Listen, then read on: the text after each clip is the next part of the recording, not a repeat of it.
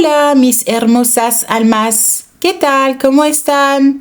Bonjour mes belles âmes, j'espère que vous allez bien. Je reviens vers vous avec une canalisation que j'ai faite au mois d'avril avec Régis, une très belle âme. Et on va changer de sujet. En l'occurrence, sous un fond de P. Diddy et de Epstein, vous allez voir que l'on va entendre des enseignements spirituels que j'estime suffisamment de qualité pour pouvoir vous les partager. La canalisation, elle a duré 2 heures. Donc pour que ce soit digeste, je vous la fais en 2 vidéos. Et j'ai bien dit vidéo et non pas podcast. Voilà. Concernant les ateliers et les formations, je vous avais dit que je les reprendrai à la rentrée. Donc comme j'ai un emploi du temps assez chargé, je vous propose une formation en communication animale le samedi 27 septembre à 14h. Voilà, donc comme d'hab, vous savez comment je fonctionne. Vous me laissez un message audio sur ma boîte vocale, audible, calmement, j'allais dire, tranquille, zen, avec votre nom, votre prénom, votre numéro de téléphone et l'objet de votre appel, ainsi que le pays, parce que si vous êtes à l'étranger, j'utiliserai WhatsApp pour vous rappeler. Voilou. Et puis pour les formations avec des ateliers spécifiques, eh bien on verra ça en octobre, je vous redonnerai des dates. Bisous. Allez, on va attaquer un sujet assez sympathique, n'est-ce pas? Mais vous verrez que finalement, les guides, ils sont vraiment hyper lumineux. Vous verrez. Allez, je vous partage la suite. Donc, j'espère que cette canalisation vous plaira. Pour aborder le sujet de P. Diddy, alors P. Diddy, il a le surnom de P. Diddy, de Puff Daddy, de Puffy Daddy. Son vrai nom, c'est Sean Combs. Donc je vais vous faire une légère biographie parce qu'en fait je pense que si je vous balance ce sujet comme ça, il y en a certains qui vont être complètement largués, qui vont rien comprendre de qui je parle. Donc je vais vous expliquer ce qui s'est passé. C'est un rappeur hyper connu aux États-Unis qui est millionnaire parce qu'il a un patrimoine aux États-Unis qui s'élève de plus de 400 millions de dollars et donc il est hyper connu, il était hyper connu dans le monde de la musique. Il a été accusé de menaces avec armes, de violence SEXUE2LE, d'agression physique, de violence conjugale, de trafic de drogue, de trafic SEXUELS, de menaces avec intimidation, de chantage, de contrainte, de kidnapping, d'incendie criminel, de corruption, pot de vin donc, d'extorsion, de transport, avec des intentions de prostitution. Bref, le packaging complet. Le procès a commencé au mois de mai et certains faits ont été établis, donc il n'a pas été condamné pour tous les chefs d'accusation, pour certains seulement ont été retenus. En ce qui me concerne, j'avais fait une canalisation au mois d'avril, donc avec une très belle âme, Régis. Pas forcément savoir ce qui était du vrai, du faux, même si on le sait en fait, mais pour aller un petit peu plus loin dans ces histoires de pédocriminalité, notamment Epstein, les politiques, les grands de ce monde, façon de parler, quand je dis les grands, c'est les darkos, et évidemment l'affaire P. Diddy. Il a été retrouvé par le FBI lors de la perquisition des armes dont le numéro avait été limé, le SEX, toys, de la kétamine, de la cocaïne, de l'oxys, du GBH, qui est une drogue pour les VIOL, des tranquillisants pour chevaux, plus de 1000 lubrifiants pour bébés, et il a été dit qu'ils récupéraient leurs orgies pendant 4 jours par des intraveineuses pour récupérer au niveau physique et santé. Voilou le tableau. Bref, le FBI a fait la perquisition le 25 mars 2024 et il a arrêté le 16 septembre 2024. Et évidemment, il y a eu plus de 200 plaintes, dont 3000 accusations, et il y a eu aussi 25 mineurs, dont la plus jeune devait avoir 9 ans. Voilà pour le portrait initial. Et évidemment, beaucoup ont fait le lien avec l'affaire Epstein, sachant que, comme vous le savez, il n'y a pas eu que Epstein et P. Diddy aux États-Unis, puisqu'il y a eu aussi Weinstein, je sais jamais comment on l'appelle, mais bon, bref, le scénariste, qui est super connu d'ailleurs parce que lui, il avait fait, si je me souviens bien, Shakespeare in Love et puis Pulp Fiction, donc ce sont quand même des grands noms du showbiz. c'est-à-dire ou du 7e art. Ils sont vraiment connus. Et aux États-Unis, il y a aussi eu l'affaire de R. Kelly, qui est aussi un chanteur américain de Airbnb. Il a été condamné à 30 ans de prison pour agression sexuelle. Ensuite, vous avez eu aussi du côté du Brésil, João de Dieu. Je vous en ai déjà parlé puisque j'étais sur place et que j'ai assisté à certaines scènes monstrueuses dont j'ai témoigné dans plusieurs vidéos. Et lui, il a carrément été condamné de mémoire à 18 ans de prison, ce qui n'est pas une petite condamnation puisqu'il avait agressé plus de 300 femmes dans le monde entier. Personne ne parle et passe sous silence, et ce qui m'énerve largement, c'est Oprah Winfrey. Vous le voyez sur mes vidéos. Donc elle se balade sans arrêt, grand sourire aux lèvres, avec tous ces psychopathes, que ce soit Epstein, P. Diddy, Weinstein ou Joao de Dieu, puisque moi je l'ai croisé, je vous l'ai dit, quand j'étais à Badania au Brésil, je l'ai croisé.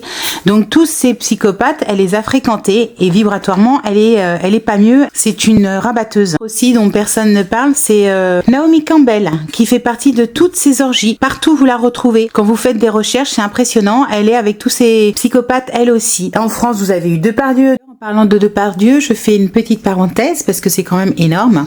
Donc, bien évidemment, il a été condamné en France pour agression sexuelle. Mais j'ai découvert en faisant mon montage, donc en faisant des recherches, puisque vous doutez bien que je fais des recherches pour pouvoir vous trouver des visuels ou des articles de journaux, pour que ce soit évidemment factuel et véritable, on va dire juste et vrai. Eh bien, j'ai découvert que ce fameux Depardieu, il était en lien aussi avec Weinstein, puisqu'ils avaient tourné un film ensemble. Et Depardieu, il est aussi lié au Maroc, à P. Diddy et à Debbouze. Voilà, donc c'est vraiment un petit monde de pourris. Ils se connaissent tous, tout est lié, c'est toujours pareil. Quand vous commencez à tirer le fil rouge, vous n'en finissez pas, c'est un vrai plat de pâtes. Et vous vous rendez compte qu'en fait, ils sont vraiment, mais tous, j'allais dire à 80% les mêmes, hyper darkos. Aussi rajouter un petit détail, parce que dans la famille Depardieu, on pourrait jouer au jeu des 7 familles, des cartes. Et que, pour mémoire, le conjoint de sa fille, c'est lui qui était peint en bleu sur la table lors de lancement des JO, la scène du Christ qui a été, bafouée et ça a été vraiment un sacrilège. Bref, c'est lui qui était tout nu sur la table en bleu. Donc bonjour la famille Depardieu. Dieu, il a été condamné aussi par le fisc français, qu'après avoir demandé sa nationalité russe et puis celle de Dubaï, il vit actuellement en Belgique. Il n'est pas revenu en France, mais n'empêche que, voilà, au niveau des procès, on peut dire qu'il a une sacrée guirlande autour de son cou. Pour couronner le tout, foncez clou une dernière fois, ils sont aussi liés à Sarkozy, donc la famille Sarko.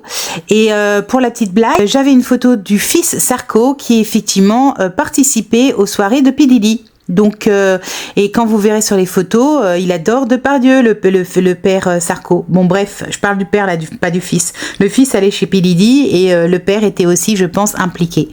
Voilou. Delon, Coé, Palmade. Il y a eu aussi le fils Bedos. Il y a eu l'affaire Patrick Poivre d'Arbor, Luc Besson, Tariq Ramadan, Pierre Jox, Éric Brion, Christophe Rougia, Gabriel Matsanet, Gilles Beyer, Olivier Duhamel, Gérard Louvain, Claude Levesque, Richard Berry, Dominique Boutonna, Damien Abad, Jean-Jacques Bourdin, Yannick Agnel, Pierre Ménez. Il y a même eu des suspicions sur Nicolas Hulot. L'affaire Slimane. Sans compter que cette liste, bien sûr, elle est non exhaustive. C'est-à-dire qu'elle est absolument pas complète. Et puis, il faut pas oublier que dans nos chers gouvernements, en France, on est bien lotis puisqu'on a Darmanin et Dupond-Moretti. Donc ça se passe de commentaires. Il y en a eu d'autres.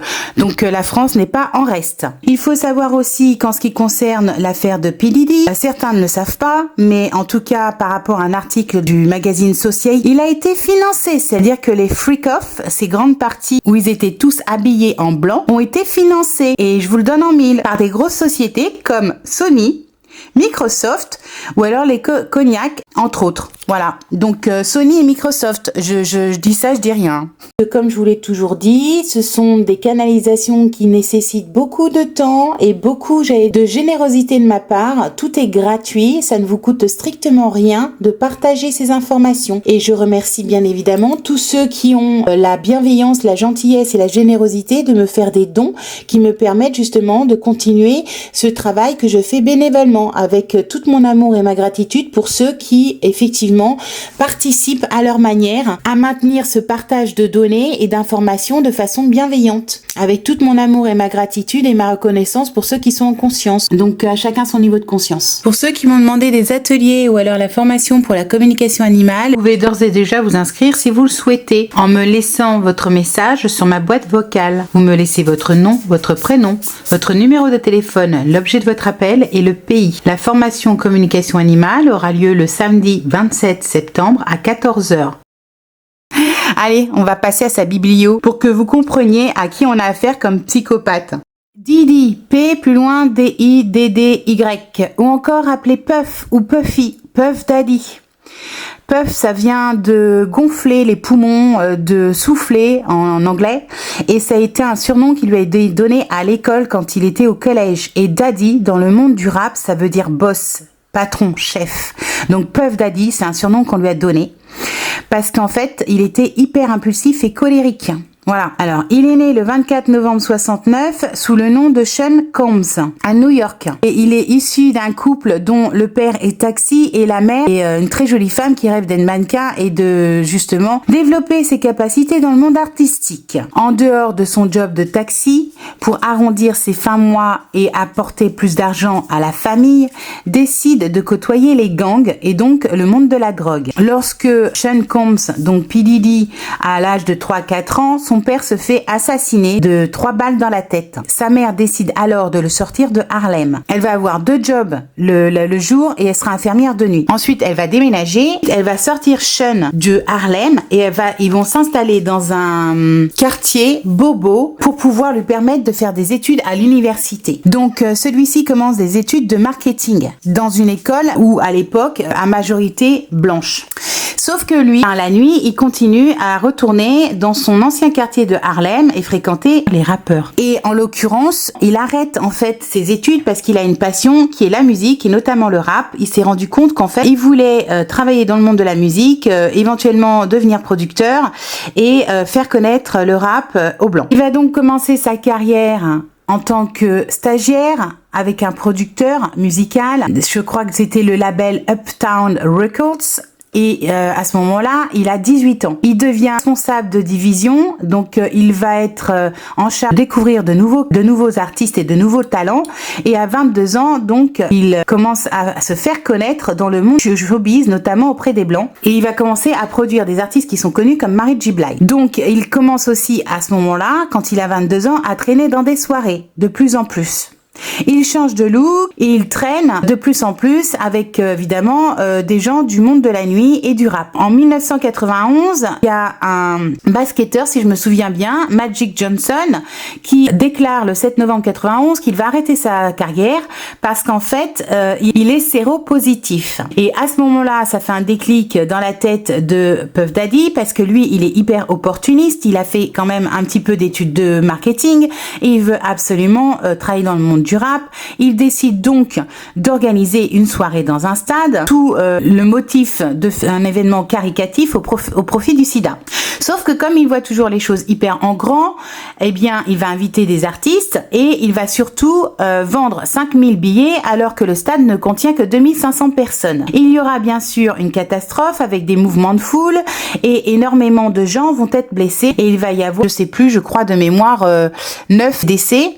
Et ces décès, ce sont des personnes qui sont âgées de 15 à 28 ans. Donc, il va y avoir évidemment des poursuites judiciaires, comme les organisateurs sont fautifs, dont ce fameux Sean Combs, alias P. Diddy, ou Puff Daddy. Et il n'y aura pas de condamnation car Puff Daddy, il s'est arrangé avec les familles. Là, Puff Daddy va s'en sortir parce que au lieu d'être condamné, il va trouver un arrangement à l'amiable. Bien sûr, vous imaginez que c'est financier.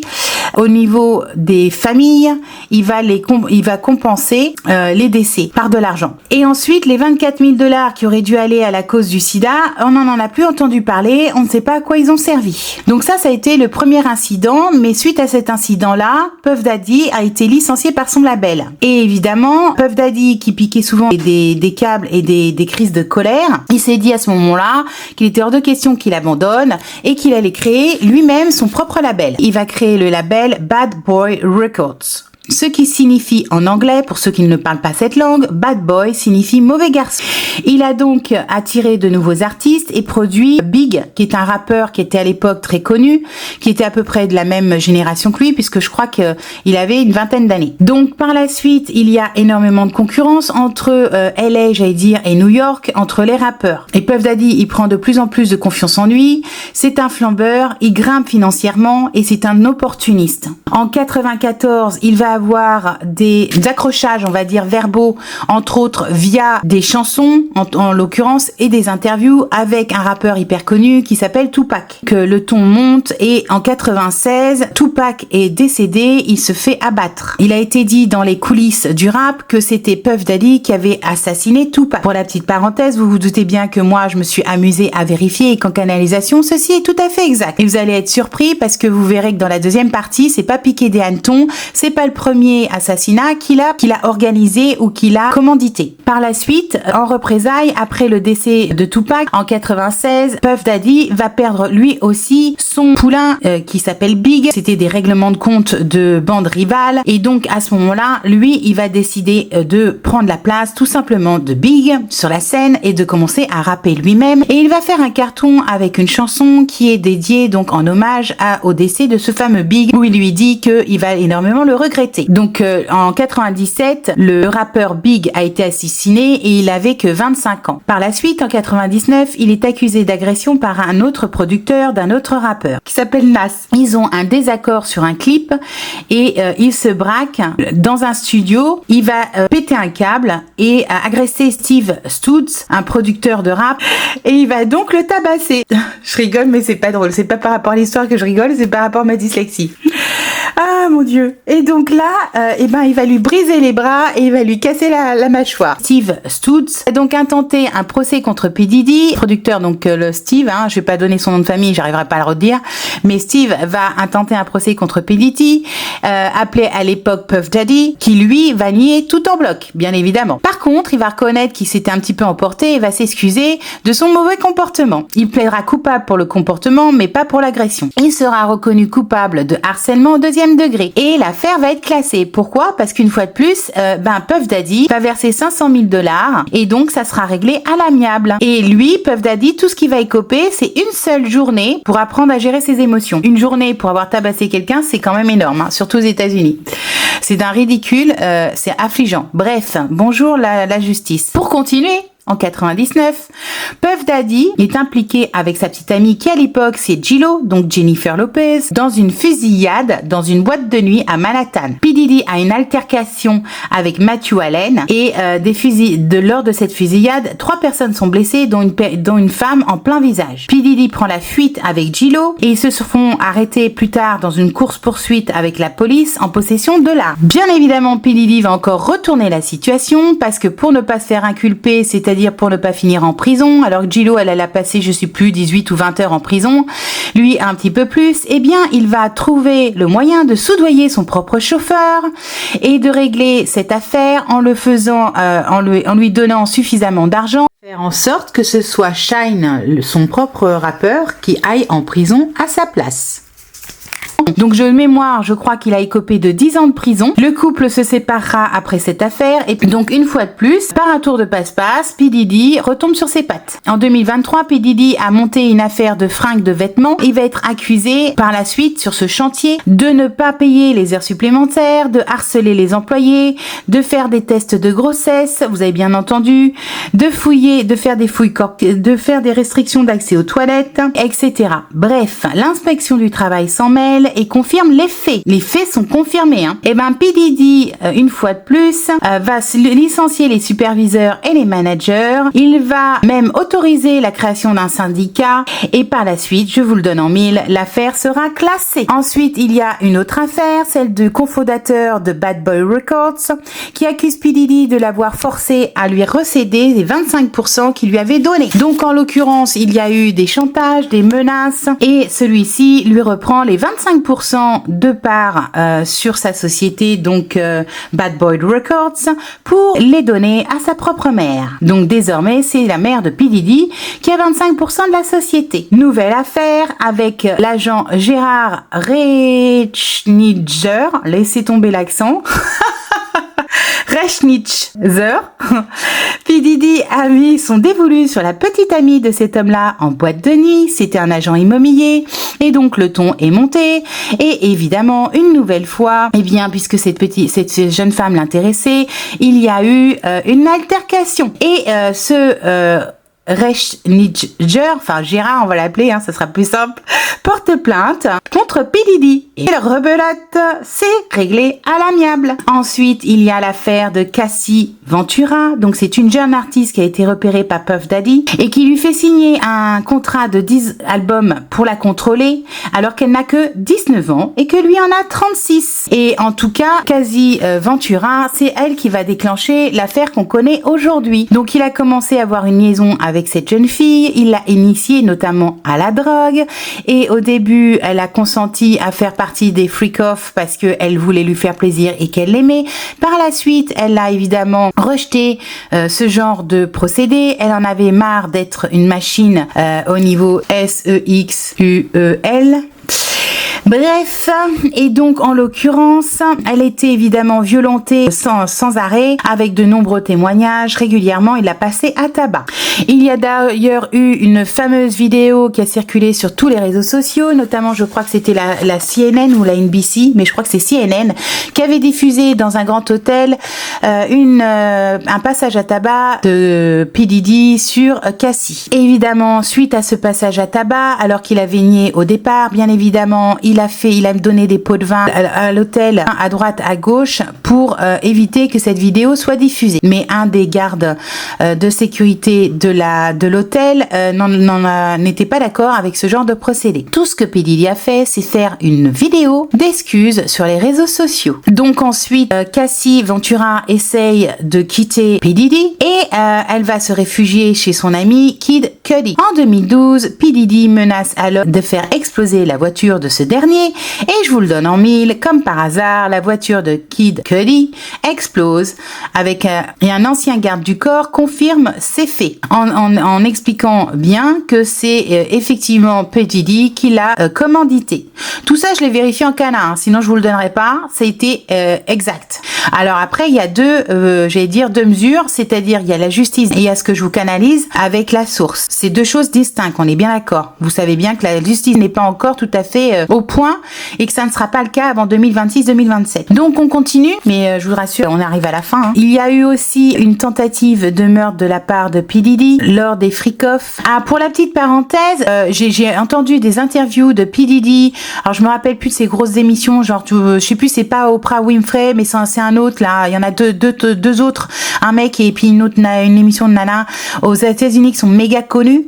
Vous savez, où ils sont face à face en train de faire des interviews.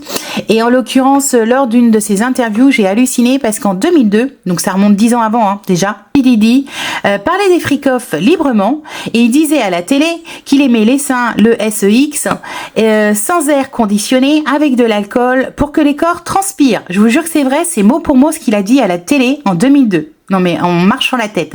En parlant d'alcool et de vodka, P. Diddy avait trouvé le moyen de signer un contrat de partenariat avec le géant britannique Diageo. Et donc, P. Diddy a distribué pendant un certain temps ses vodkas aux États-Unis. Il a d'ailleurs gagné 60 millions de dollars en une année par rapport à cette distribution de vodka aux USA.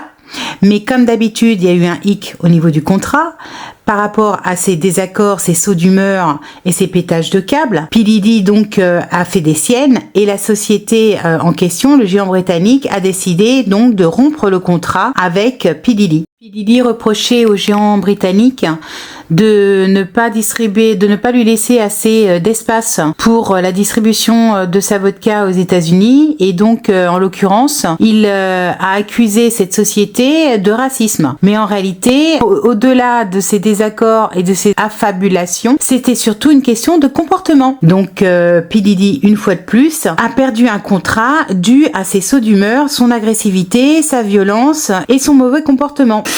Et il employait lors de ces soirées des travailleurs du SEX, et cela durait pendant des jours.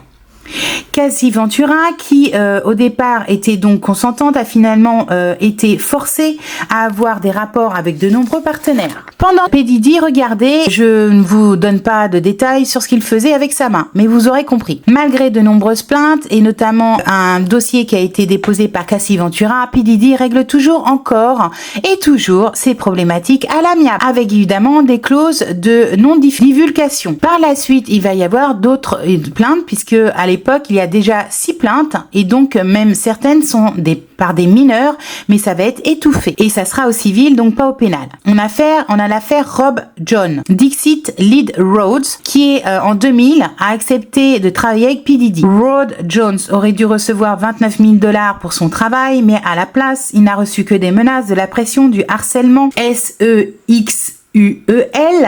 et il a fini par être drogué et évidemment servir de jouet déviant. Il sera aussi présent lors d'un meurtre. Il sera témoin du meurtre d'un jeune qui faisait appeler G dans une salle de bain. Et une fois de plus, c'est énorme, mais P. Diddy achète tous les témoins et cette fois-ci, il achète même la police parce qu'il déclare qu'il y a eu une fusillade à l'extérieur alors que tous les faits démontrent que l'assassinat de ce jeune G, qui a une vingtaine d'années, quand même, je sais plus, c'est 22 ou un truc comme ça, a été bien causé à l'intérieur d'une salle de bain et je vous le donne en mille. 4 personnes étaient témoins, dont l'assistante de P. Diddy, ce fameux Rod Jones, un garde du corps, et en plus pour que ce soit pas piqué des hannetons, P. Diddy a fait ça avec son propre fils. Donc là, en l'occurrence, évidemment, la police de Los Angeles et de Miami étaient à la botte de P. Diddy et n'ont pas divulgué l'affaire. Au contraire, ça a été modifié. Les faits ont été modifiés. Voilà. Pour la première partie, je vais m'arrêter là et je vous donnerai le reste pour la deuxième partie parce que sinon ça va faire beaucoup d'explications et vous serez noyé dans les explications. Donc en l'occurrence, vous avez un petit portrait du phénomène qui relève alors en psychiatrie de nombreuses pathologies. On va dire profil déviant puisque moi je m'étais amusée en canard mais j'allais dire, il est complètement, comment vous expliquer ça? Ça dépasse tout entendement. C'est-à-dire que ça va de la perversion, donc pervers narcissique bien évidemment en ce qui lui concerne parce qu'il est hyper narcissique, en passant par la bipolarité, par la schizophrénie, etc. Vous verrez ça en seconde partie, je crois, de mémoire, je sais plus si c'est la première ou la deuxième, mais clairement il cumule les mandats au niveau psychiatrique, ces neurones ne sont absolument plus connectés les uns aux autres, c'est quelque chose d'énorme.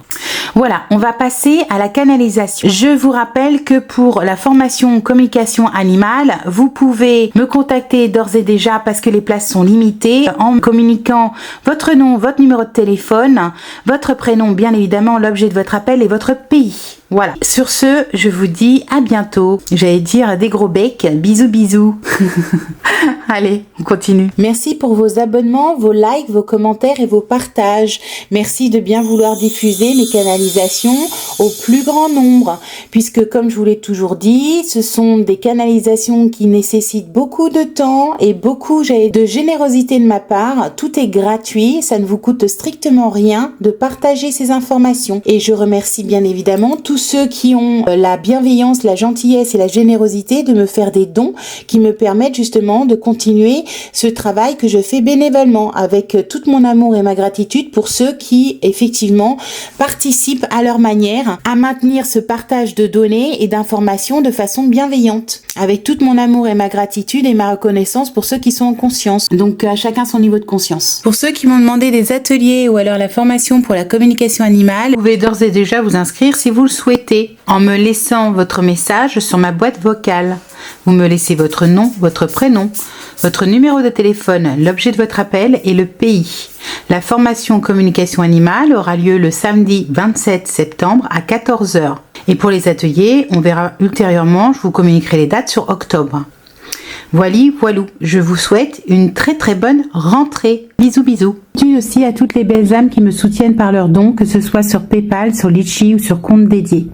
Car c'est clairement grâce à vous que je peux continuer à communiquer des dons et des soins vibratoires que j'apporte, puisqu'avec ma voix, je monte vos vibrations et que vous recevez inévitablement un soin vibratoire. Donc merci 1000 fois à toutes les belles âmes qui ont conscience de ce que j'apporte. Je vous souhaite le meilleur, bonorisez-vous et à bientôt. Bisous, bisous.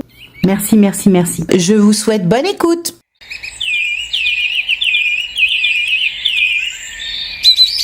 Ok, d'accord. Ah bon, c'est parti. Est-ce que Sean Konz et Didi sont la même personne? Pas vraiment. Énergétiquement et vibratoirement, pas vraiment. Je sais pas comment expliquer ça, il y a un gouffre, il y a une différence quand même énorme entre les deux. Ok, alors, c'est Sean Et on John. me dit, alors excuse-moi, parce que c'est important, on me dit, c'est le cas pour beaucoup de personnes dans le showbiz. C'est comme s'il y avait un dédoublement de personnalité au niveau énergétique et vibratoire. Et on me parle direct de MK Ultra. Et on me parle même, alors là, ça va encore plus loin, de possession. Ok, On me dit, c'est comme si les plus grandes stars du showbiz, quand elles étaient sur scène, c'est comme si elles étaient incorporées ou possédées par une entité qui les dépasse. ouais, ok. C'est énorme. On me dit, c'est pas vraiment eux, elles sont absentes. Elles sont absentes, en fait, quand elles sont sur scène, c'est quelqu'un d'autre qui interagit. Alors, le quelqu'un d'autre, c'est une étiquette. C'est une autre entité, c'est une autre énergie, une autre vibration qui agit. Alors, ça veut dire que Ça commence c'est dans leur fort. enfance que cette scission commence? Pardon? Est-ce que ça veut dire que c'est dans leur enfance, c'est dans l'enfance, par exemple, de Didi, C'est que pas cette forcément dans scission leur... a commencé? Non, c'est pas forcément dans leur enfance. C'est qu'elles, Ah, c'est elles ont dans les été, contrats qui elles ont suivent. été reformatées. C'est vraiment, elles ont été manipulées. Et quand on dit elles, c'est leur cerveau a été manipulé, mais c'est aussi au niveau énergétique, au niveau des connexions avec leur partie divine. C'est comme si leur connexion avec leur partie divine avait été occultée pour qu'on puisse justement, entre guillemets, les posséder. D'accord. Alors, est-ce que ça commence à partir des contrats qu'ils signent pour accéder en gros à la gloire? Exactement. C'est comme s'ils avaient, on peut même pas parler de pacte avec le diable, parce que c'est pire que ça. Ouais, C'est pire que ça, et en fait, il n'y a pas de retour possible en arrière. C'est impossible. Ah ouais. C'est plus que, même le diable, c'est du, j'allais dire, de peanuts à côté. Ça dépasse tout entendement, en fait. Quand elle signe ce pacte, en fait, c'est plus que démoniaque. Au niveau énergétique et vibratoire, il n'y a pas de retour possible. Direct, les questions commencent direct sur Ah, c'est chaud, c'est chaud. là. Ah, c'est chaud.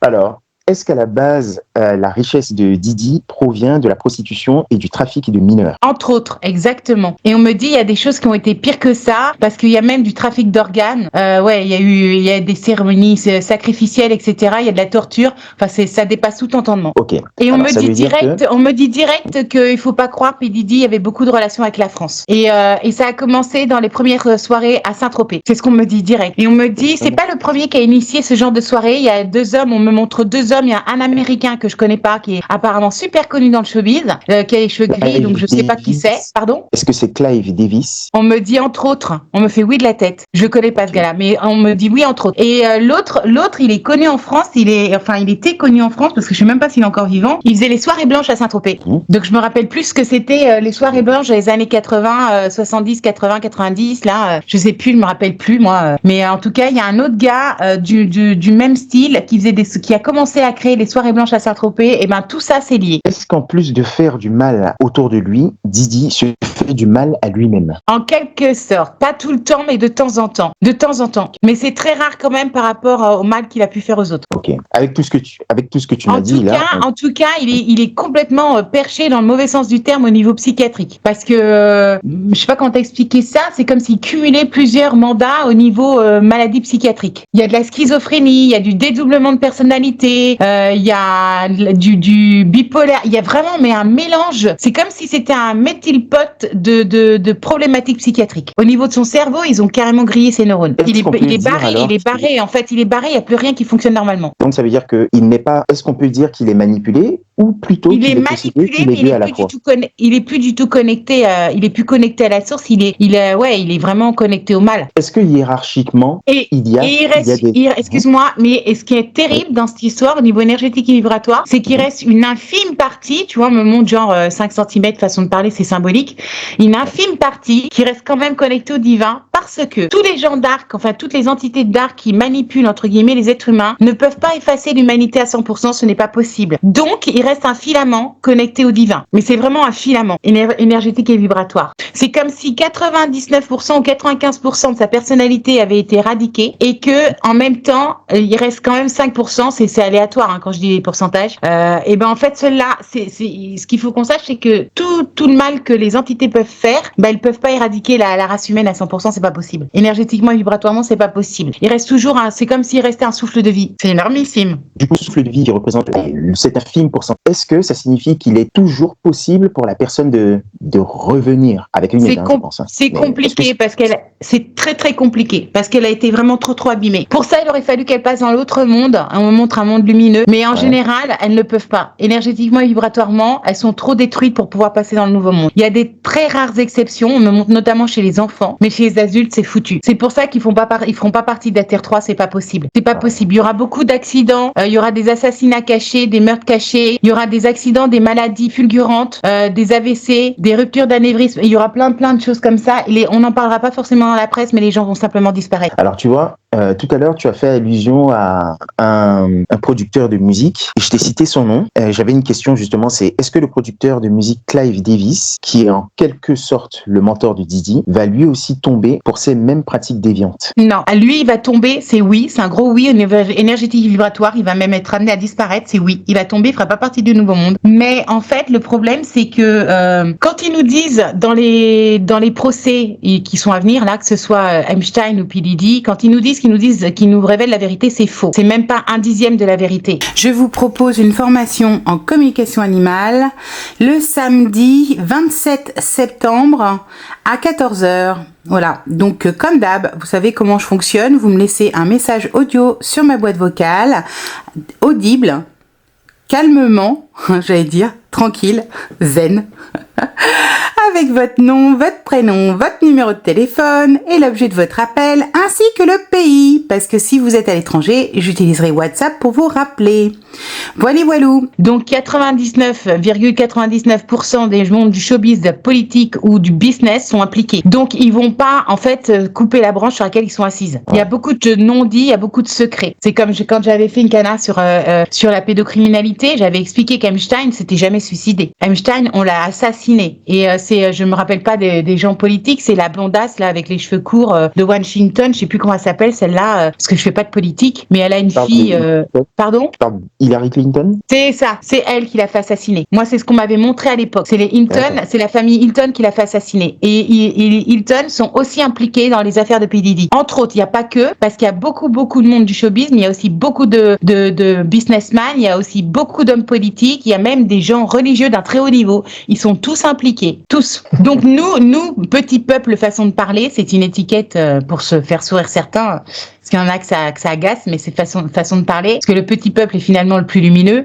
On n'aura pas 1/10 de la vérité. Et même si les gens pensent que, moi j'arrête pas de le dire depuis des années, c'est un bluff. On aura un filament de vérité parce que ça sera suffisant pour que la prise de conscience se fasse. Okay. On nous donnera pas tout. On nous donnera pas tout parce que déjà 99% du commun des mortels ne peuvent pas entendre ce qu'on aurait à dire comme vérité. C'est juste tellement ignoble et abject que ça ne pourrait pas passer, ça va bugger. Déjà, je vois autour de moi 90% des gens ils planent à 15 000 quoi. Tu vois, quand il y a eu l'affaire de comment il s'appelle là, Slimane, je l'ai déjà raconté dans une vidéo. Ma petite voisine qui a elle a 26-28 ans, elle m'a dit qu'il soit homosexuel, je peux le comprendre. Hein. Mais par contre, qu'il ait eu des actes déviants sexuellement et qu'il a agressé d'autres personnes, je peux pas l'admettre, c'est pas possible. Et je lui ai fait écouter un interview avec des preuves à l'appui pendant 40 minutes, elle est tombée des nues, elle a bugué, son cerveau a bugué. Donc si les gens bug pour des choses qui sont minimes comme celle-ci, t'imagines bien, si on leur racontait nous, j'allais dire ceux qui sont en conscience depuis 10-15 ans, voire même plus, et qui depuis, entre guillemets, dénoncent la pédocriminalité, les sacrifices humains, la traite humaine, etc. Mais il y a un décalage entre eux et nous. Nous, c'est ce que je dis souvent, on est dans les wagons de tête, mais eux, ils sont en train de courir après le train. Donc, faut les laisser attraper le train, mais ils sont pas en capacité psychologique et au niveau énergétique, vibratoire et conscience d'intégrer toutes les erreurs que nous, dont on a conscience. C'est pas possible. Il faut leur laisser le temps de rentrer dans le train, mais je pense que eux, ils auront pas 90% des connaissances que nous aurons. Ce n'est pas possible. Ils ne pourront pas rattraper. Déjà parce qu'en fait, ils sont pas formatés au niveau cérébral et au niveau énergétique, au niveau du chakra du cœur pour recevoir de telles atrocités. Plus tu montes, plus tu es puissant, plus tu es fort, plus tu peux entendre des vérités. En conscience, je parle. Je parle de conscience ou d'ouverture du cœur. Mais eux, ils peuvent pas. Il y en a, en fait, c'est tellement énorme pour eux au niveau psychologique, au niveau émotionnel, qu'ils vont se muter dans du déni. Tu vois, au niveau psychiatrique, au niveau psychologique, ils vont bugger. C'est-à-dire c'est pas qu'ils ne veulent pas, c'est qu'ils ne pourront pas. Ils pourront pas suivre les actus, c'est pas possible. C'est pour ça qu'elles ne seront pas diffusées. Contrairement à ce que les gens disent, il y a des choses qui vont être diffusées. On me dit oui, il y a plein d'informations qui vont être diffusées, notamment cet été. Il y a une grosse vague de vérité qui va déferler, mais il y a des vérités que nous connaissons déjà parce que nous avons pris énormément d'avance. Ça va être des vérités pour ceux qui débarquent, mais pas pour ceux qui savent déjà. Tu vois, il y a un décalage énorme. C'est comme une fois de plus, l'image symbolique, c'est nous, on est dans les têtes, dans la locomotive, c'est-à-dire dans les wagons de tête. Eux, ils sont en train de courir après le train, ils vont l'attraper, mais le train, il fait des kilomètres et des kilomètres. Donc, il y a un décalage entre eux et nous. Il y en a même dans ceux qui sont en conscience, je le sais pertinemment. Tu sais que c'est des sujets hyper délicats parce que même dans ceux qui sont le chakra ouvert, qui sont dans la bienveillance, qui sont en conscience, même ceux qui m'ont consulté, il y en a, ils sont tellement... Moi, je sais que j'ai du mal avec la cause animale et en fait, il y a des causes comme ça, que ce soit l'enfance, l'animal, la traite humaine ou les trafics d'organes humains. Il y a des gens même en conscience qui sont bienveillants, etc., qui ne peuvent pas. C'est trop douloureux pour eux. Ils peuvent pas l'entendre, c'est pas possible, tu vois. Ouais. Donc c'est compliqué. Il y en a, c'est pas qu'ils veulent pas, c'est qu'ils ne peuvent pas. Émotionnellement, ils ne pourront pas encaisser le truc. Il faut avoir, tu sais, ce que je dis souvent, c'est triste, mais c'est une vérité. Il faut avoir bouffé ou enfilé des traumas comme on enfile des perles sur un collier de perles pour être dans la résilience absolue. Et évidemment, plus t'as bouffé de traumas et plus t'es résilient. Et c'est la résilience qui fait que t'es une puissance. Quand tu peux être en enfer et agir avec douceur et amour, t'as tout gagné. Ça s'appelle la sagesse. Et en fait, c'est là que t'es puissant. C'est ce que je dis souvent. Les gens se rendent pas compte, mais c'est avec de la douceur. C'est pas en faisant la guerre ou en allant régler ses comptes d'une façon ou d'une autre avec l'autre. Non, non. C'est en restant super droit, super centré, en gardant le sourire et en étant hyper doux ou hyper douce. Et là, en fait, t'as gagné. T'as gagné, tu vois. Et en fait, il y a beaucoup de personnes qui n'intègrent pas ça. Moi, dans les gens que j'accompagne, il y a beaucoup de personnes qui ont du mal avec le pardon, avec la jalousie ou avec, tu vois, les regrets, la rancœur, la culpabilité ou qu'est-ce que j'ai eu d'autre encore qui n'arrivent pas à pardonner, que ce soit aux autres ou à soi. Mais en fait, c'est béaba. Parce que quand tu es dans le pardon, tu te fais un cadeau à toi et ça te permet de te délester du temps et de l'énergie pour avancer et créer tes rêves. Pour matérialiser tes rêves dans la vie, sur l'incarnation sur Terre, faut-il que tu sois libéré de tout le reste, tu vois. Et en fait, il y en a beaucoup qui n'ont pas intégré. Moi, j'ai tout subi dans la vie. C'est ce que je dis souvent, les gens ne se rendent pas compte, mais moi, je me suis tout tapé de l'enfance et de la femme. Je me suis tout tapé sans exception. Des choses incroyables. Je raconte pas tout sur les vidéos, mais j'ai un parcours hors du commun. Et c'est ce qui fait ma puissance. Parce qu'en fait, même si émotionnellement, j'ai dû à travailler, c'est normal, hein, comme tout à chacun, et que j'ai encore des choses à travailler, comme tout à chacun, parce que faut pas se leurrer, on n'est jamais arrivé au bout du bout, mais ça n'empêche que, il n'y a pas grand-chose qui peuvent m'atteindre. Parce qu'en fait, je sais, je l'ai expérimenté, j'ai transcendé, je sais. Donc, ce qui est valable pour moi est valable pour d'autres. Je suis pas la seule sur la planète, sinon je serais pas là à essayer d'accompagner les autres, tu vois. Okay. Plus tu as transcendé de trauma, plus tu es centré et plus tu es vraiment dans l'amour pur, c'est-à-dire l'intention pure de cœur. Je l'ai toujours dit dans mes vidéos, ça fait 10 ans que je le répète, mais plus tu as de la puissance, tu vois. Ouais. En fait, c'est la neutralité. Plus tu es dans ton centre, plus tu es en capacité de diffuser de l'amour. Même moi, c'est ce que je dis toujours, ma plus grosse problématique dans mon parcours de vie, c'est d'avoir été dans capacité d'aimer tout le monde, y compris les pires. C'est-à-dire que les pires bourreaux, les pires agresseurs, les pires personnes violentes, voleurs, j'en sais rien, trahis, les violeurs, ce que tu veux, peu importe les titres, les étiquettes qu'on leur met. Moi, j'étais en capacité d'aimer des pervers narcissiques. Donc, c'était la problématique, ça a été justement d'apprendre à m'enraciner, à me protéger et à ne plus les laisser pénétrer dans ma sphère énergétique et vibratoire. C'est-à-dire, ce qui est à eux est à eux, ce qui est à moi est à moi, et de garder mes distances. Et en fait, j'ai dû apprendre à limiter, à ne plus faire rentrer de relations toxiques dans ma vie. C'est ça que ça a été mon parcours de vie. Mais dans le pardon et l'amour, mais moi, je baigne dedans, tu vois. Et la problématique, elle a été là. Les gens se rendent pas compte, mais c'est très, très compliqué quand t'aimes tout le monde de prendre conscience qu'en fait, t'aimes tout le monde, mais il y a des personnes qui doivent pas faire partie de ton environnement. Et c'est travail sur l'affirmation de soi, l'enracinement. Chakra 1, 2, 3. Tu vois? Et c'est quand tu arrives à faire ça, quand tu es centré et qu'en fait tu prends conscience que la personne la plus importante dans ta vie c'est toi et que tu dois te passer en priorité et que en fait c'est ce que je dis toujours, je le prends dans tous les exemples, que ce soit sur YouTube ou dans mes ateliers, c'est le masque d'oxygène en avion. Si tu te le mets pas à toi, au bout du 2e ou 3e personne, t'es décédé, tu pourras pas sauver l'avion. Par contre, si tu te mets ton masque à oxygène à toi en premier, tu pourras sauver toute la lignée, tu vois. Et en fait, c'est ce que les gens doivent intégrer, c'est que la priorité absolue dans leur vie, c'est eux. eux. C'est eux qui doivent aimer par-dessus tout. C'est eux. Moi, c'est ce que je dis souvent aux gens. On m'a demandé plusieurs fois, mais c'est un truc incroyable. C'est à quel point tu t'aimes. À quel point on s'aime pour ne pas justement laisser entrer d'énergie toxique dans notre vie. Peu importe la forme que ça prend. Moi, j'appelle ça des parasites. Voilà. Énergétiquement et vibratoirement, d'ailleurs, les virus n'existent pas, ce sont des parasites. Donc, c'est exactement ça. Et c'est valable pour les plantes, les animaux et les êtres humains. À quel point tu t'aimes pour fermer la porte aux parasites. Mais c'est la réalité. Donc, tout le monde du showbiz, là, il va être amené à disparaître, à être purifié, nettoyé pour mettre à jour de nouveaux, j'en ai déjà parlé dans plusieurs vidéos, de nouvelles façons de faire, de nouvelles façons, d'ailleurs, ça va être beaucoup plus lumineux, beaucoup plus puissant, beaucoup plus créatif. Dans l'avenir, le monde artistique, ça va être quelque chose de grandiose. Ça va être quelque chose qui va être salvateur, qui va être de l'ordre du quantique, mais de la guérison totale. Et il y aura pas que l'artistique, mais ça va être quelque chose d'énorme. Dans le bon sens du terme, ça sera super lumineux. C'est-à-dire que tout ce qu'on a intégré, tout ce qu'on a expérimenté, tout ce qu'on a observé, tout ce qu'on a réalisé, c'est-à-dire pris conscience, en fait, ça ne sera plus partie du nouveau monde, on n'en aura plus besoin. On n'en aura plus besoin. C'est pour ça que l'affaire P. Diddy, comme l'affaire Epstein, ça va pas faire plus de bruit que ça. Parce qu'en fait, on me fait vibratoirement, alors les gens ne verront pas la caméra, mais c'est rigolo, ils se frottent les mains, ils font « This is it, it's done ». Le job, il a été fait. The job is done, tu vois. Même quand tu dis ça, c'est pour moi un peu comme le CV. Ça veut dire que ceux qui savent. Les informations sont là, elles sont sur Internet et il y a de quoi ouvrir les yeux. Mais il y en a quand même beaucoup qui refusent de voir, qui n'en parlent même. C'est exactement ça. C'est exactement ça. On me dit, il y en a, ce sont des causes perdues, ils ne sauront jamais, ils partiront de cette terre sans savoir. Il y en a une majorité qui vont se réincarner dans d'autres systèmes ou d'autres planètes, je sais pas comment expliquer ça, d'autres environnements énergétiques et vibratoires. Il y en a qui n'auront plus, ils pourront plus nous atteindre. Ils seront comme englués.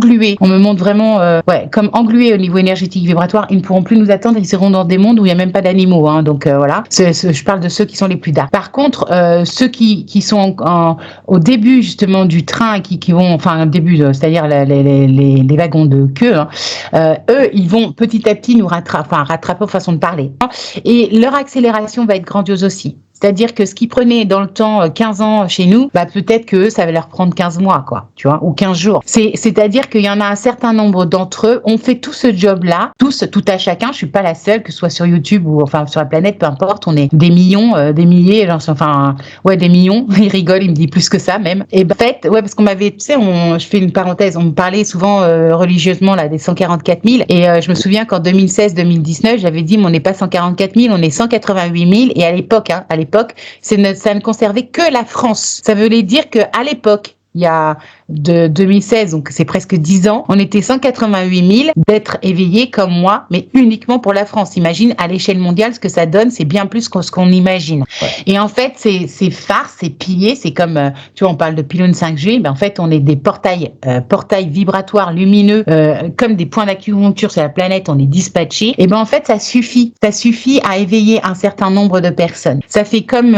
vraiment, le nombre de choc, c'est-à-dire que notre seule présence suffit sur la planète pour élever certaines consciences. Et donc, on va, mine de rien, en sauver un certain nombre, et ce nombre-là sera suffisant pour la bascule. Et on me dit, au Régis, la bascule, elle est beaucoup plus, proche de nous qu'on l'imagine. Elle est vraiment proche de nous. C'est pour bientôt, on me dit, rassurez-vous, c'est pour bientôt. Vous n'allez pas attendre encore des siècles, c'est terminé, les choses vont s'accélérer. Vous allez voir que les choses vont s'accélérer, vous allez être surpris, dans le bon sens du terme. Moi, on me dit tout le temps, il faut garder la foi. Garder la foi et l'espoir. Et il rigole et il me dit, vous faire comme Katia. Il faut être dans le carpe diem, l'instant présent, amusez-vous, rigolez, montez vos vibrations, essayez de créer des cercles lumineux, concentrez-vous sur vos projets, vous aurez tout gagné. C'est ce qu'on me dit. Moi, je le répète tout le temps dans mes vidéos. On me dit c'est le truc à faire en fait. Quand on a intégré ça, je le répète tout le temps aussi dans mes ateliers ou mes formations, quand on a intégré ça, en fait c'est le jackpot, on a tout compris. Quoi qu'il advienne, à se concentrer sur soi pour construire et bâtir son bonheur, c'est la meilleure chose quoi. Exactement. C'est pour ça que les gens qui me jalousent, moi ça me fait plus d'effet, je m'en fous, je m'en bats le coquillage. Pourquoi ? Parce qu'en fait ils perdent leur temps, ils se tirent une balle dans le pied, ils n'en ont même pas conscience. Ils perdent le temps à essayer de nuire aux autres ou à essayer de faire du tort à l'autre. Mais ce temps-là qu'ils ont perdu en énergie, mais c'est pas du temps qu'ils mettent pour construire leur propre bonheur. C'est pas du temps qu'ils mettent pour réaliser leurs rêves, incarner leur vie sur Terre, réaliser leur mission de vie, réaliser leurs projets personnels, professionnels. Ils ont rien compris. Ils sont à côté de leur plaque. Ils pensent faire du mal aux autres, mais in fine, c'est à eux qui font du mal. Ils en ont pas conscience. C'est une question de conscience. Tu vois, le nombre de personnes qui m'ont trahi, qui m'ont volé, qui m'ont menti, peu importe, même torturé à domicile. En fait, ils se rendent pas compte. Ils pensent qu'ils sont au-dessus des lois, au-dessus de tout. Mais moi, c'est ce que je dis toujours, j'en ai rien à cirer de la loi des hommes. Elle n'existe pas pour le moment. Un jour, ça sera le cas, mais c'est pour le moment. Mais ce qui est le plus important, c'est de se regarder en face dans la glace, c'est de savoir que connecter à la source, c'est à la source. Moi, j'ai toujours dit, depuis toute petite, j'ai toujours dit, je ne dois qu'une seule chose.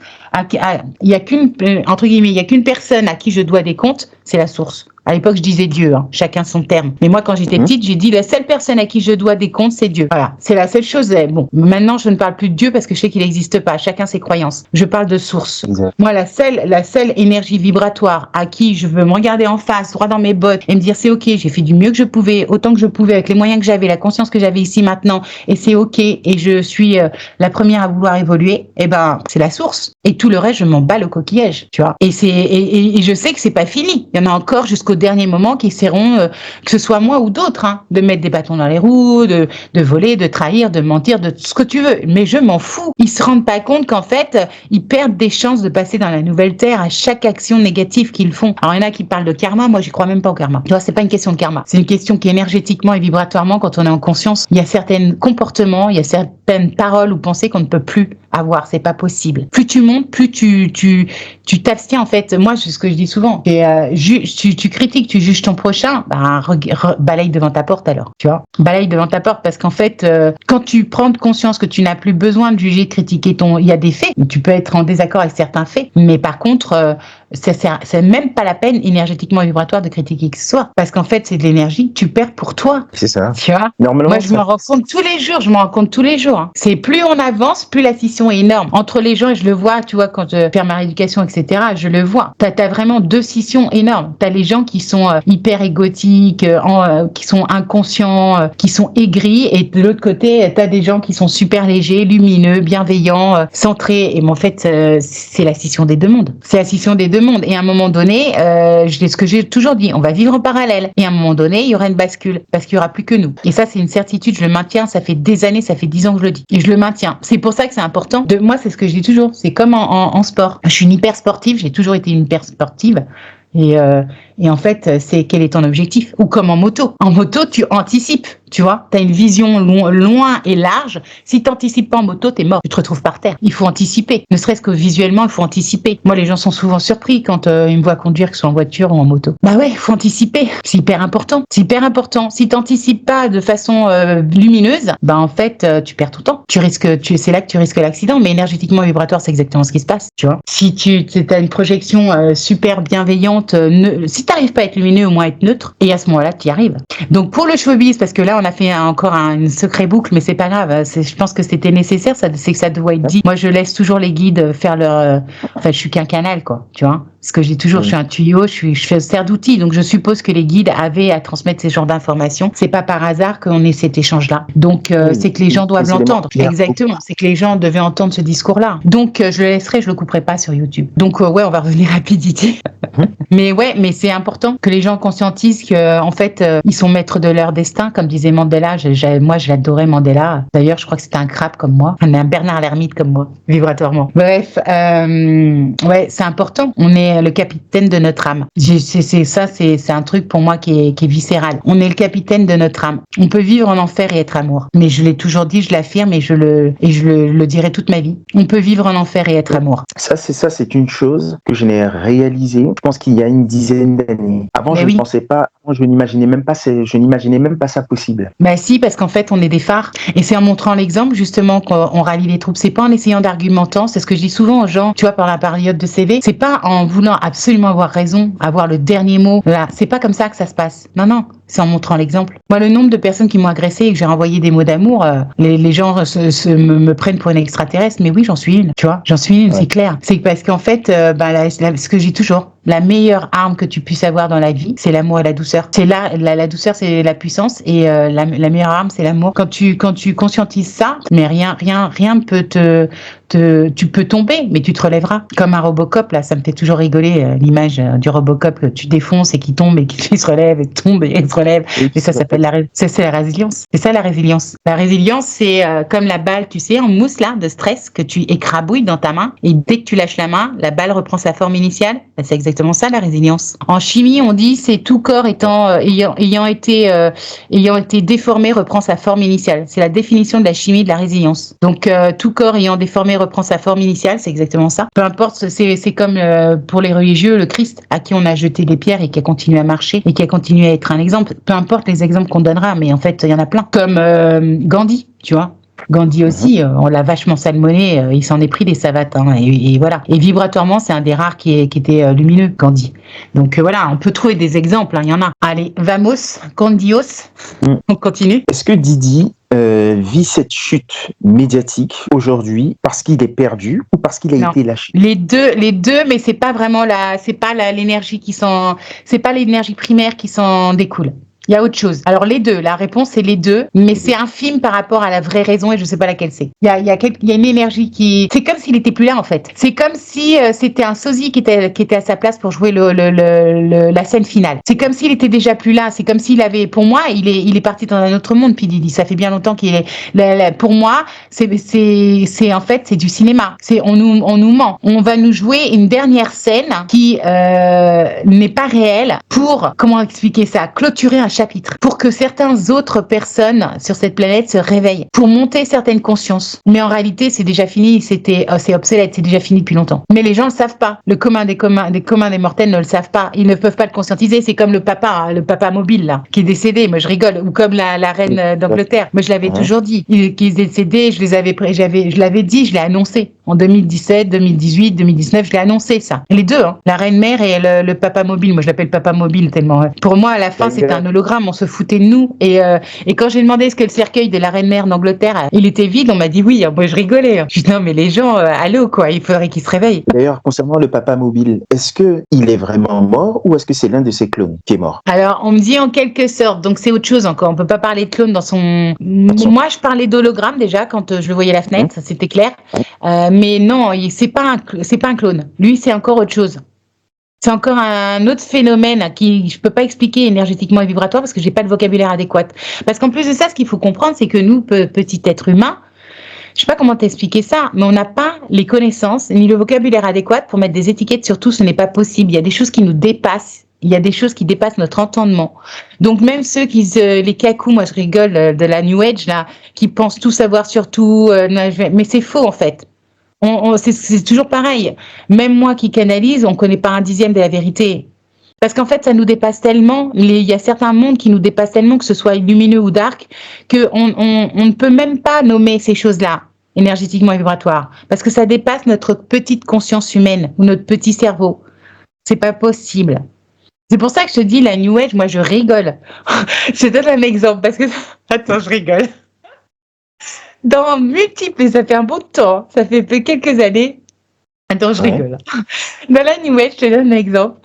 Tu vois les bols tibétains, comme tout à chacun, moi, ça fait des années que j'utilise plus rien, mais comme tout à chacun, j'ai tout acheté. C'est-à-dire que j'ai eu des bracelets de machin, de cristaux, enfin, j'ai tout acheté, tu vois. Comme quand tu te lances dans la pseudo-spiritualité dans la matrice 3D, t'achètes ce genre de truc. Et le bol tibétain, moi, je me souviens, à un moment donné, j'ouvrais et fermais mes séances avec ça. Parce qu'il fallait ouvrir et fermer les séances. Et jusqu'au jour où, en fait, j'ai réalisé que vibratoirement, c'était peanuts, ça valait rien. Et une fois, dans un échange avec une belle âme, dans une de mes marguerites, elle m'a dit, ben oui, Katia, parce qu'en fait, les Tibétains, moi, je les ai rencontrés, et il m'a dit, mais nous, on mange dedans. C'est-à-dire que vous payez 300 balles, c'est comme si on allait au bol ou Super U, tu vois. On s'achète un bol à 3 € et on va le revendre aux étrangers à 300 € en leur disant c'est super important énergétiquement et vibratoirement.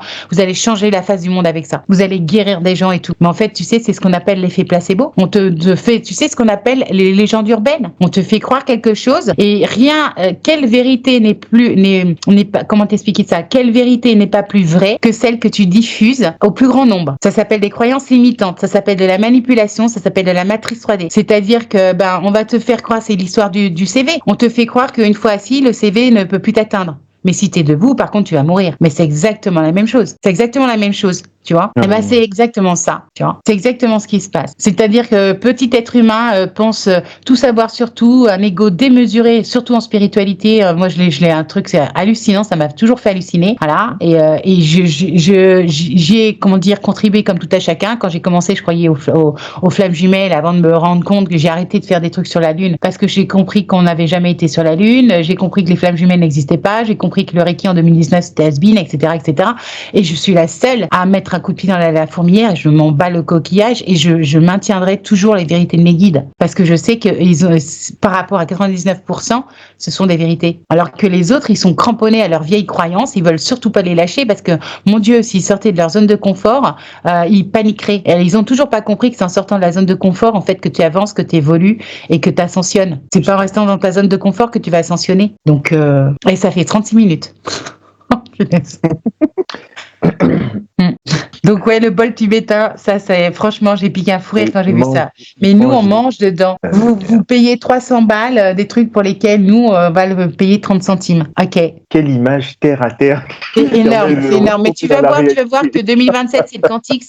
2027, c'est l'année quantique. Et moi, je rigole d'avance. Il y en a qui vont se prendre des baffes, mais dans le bon sens du terme. Oh, ça va secouer les pruneaux et les prunes vont tomber de l'arbre.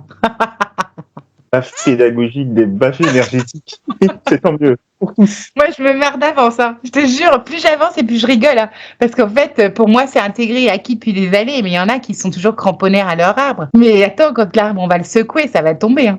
Oh, punaise. Les croyances, elles vont tomber. C'est obligé. Tu peux pas aller dans le nouveau monde avec tes croyances anciennes. C'est impossible. Impossible. Allez, vamos. Est-ce que la vie de Didier est en danger? Non, il est plus là. Ok. Après, c'est une autre histoire. Est-ce qu'ils vont pas nous présenter décédé d'une façon ou d'une autre? C'est une autre histoire, tu vois. Mais en tout cas, elle peut pas être en danger. Il est plus là. Il n'existe plus, en fait, Pélidi.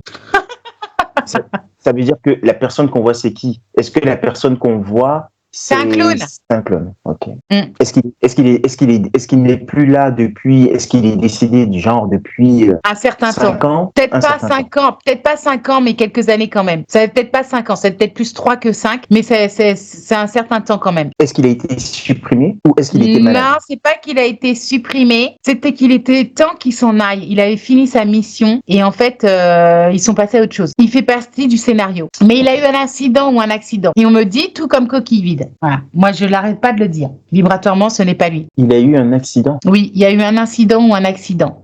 C'est comme, comment t'expliquer ça? Tu vois un robot avec un court-circuit? Eh ben, c'est un peu ça, symboliquement. C'est-à-dire que c'est comme s'il y avait eu un court-circuit. Voilà. Donc, il est parti, mais comme on pouvait pas le faire partir d'une façon ou d'une autre directement, on a continué à jouer la mascarade pour lui donner une fin adéquate afin d'éveiller les populations sur certains sujets. D'accord.